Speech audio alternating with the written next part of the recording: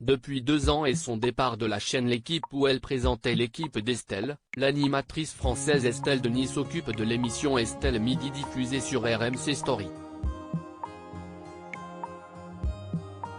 Un projet ambitieux que la journaliste de 46 ans mène brillamment à la baguette. Et si ce programme est l'occasion d'aborder divers sujets de société, Estelle Denis n'a que très rarement sa langue dans sa poche. Y compris lorsque ceux-ci peuvent s'apparenter à de sacrées pentes savonneuses. C'était notamment le cas mercredi 8 février 2023, puisque le thème de la discussion était tout simplement l'adultère. Faut-il avouer son infidélité à son conjoint ou sa conjointe? Un débat fort bien choisi à quelques jours du 14 février, date de la fête des amoureux, la Saint-Valentin.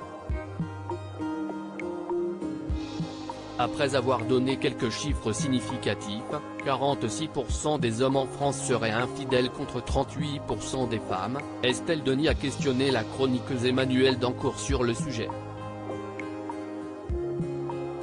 Ne trompez pas votre conjoint, séparez-vous direct.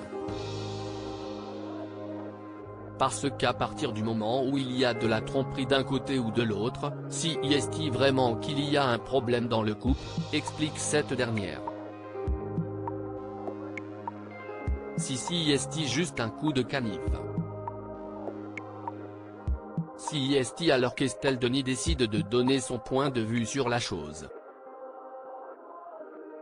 Ce que vous pouvez être dur. On peut faire un coup de canif un jour.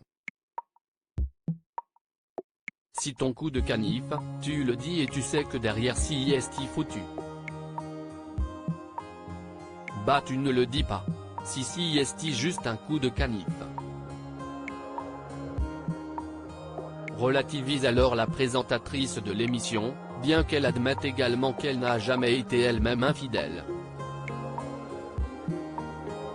Alors, premier degré ou humour, un moyen d'animer et de relancer le débat, autant de questions sans réponse. Mais une chose est sûre, celle qui est l'ex de l'ancien sélectionneur de l'équipe de France Raymond Domenech, avec qui elle a eu 2 enfants, une fille, Victoire, née le 11 juillet 2004, et un garçon prénommé Merlin, né le 25 juillet 2007, semble aujourd'hui totalement épanoui dans les bras du skipper Marc Tiercelin. Une union officialisée depuis peu.